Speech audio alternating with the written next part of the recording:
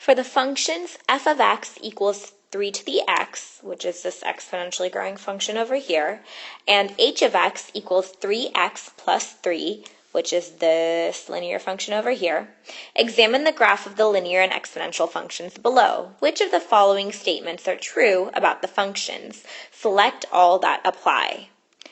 First, let's just observe these graphs and see what we can take out of them without even looking at these answer options over here.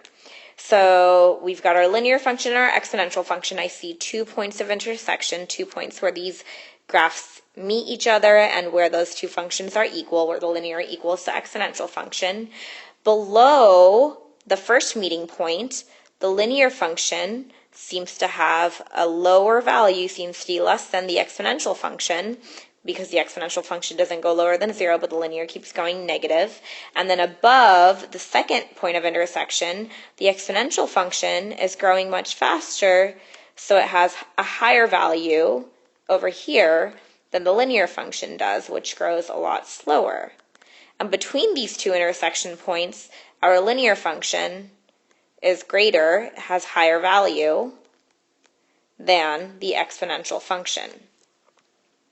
So based off of that analysis, let's see which of these statements here are true. Keep in mind that h of x is our linear function and f of x is our exponential function. So at x equals 0, h of x is greater than f of x. So at x equals 0, is our linear function greater than our exponential function? Yep, that's between those two meeting points, so that is indeed true. Linear is greater than exponential at x equals 0 in this case.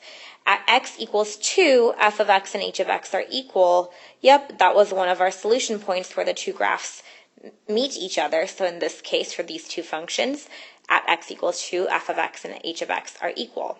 At x equals 3, which is going to be about halfway between this 2 and 4 point on the graph, f of x is greater than h of x. So is the exponential function greater than the linear function over here? Yep, that is after our second solution point. And we can see here's our exponential function, here's our linear function. The exponential is growing faster, so C is also true at that point.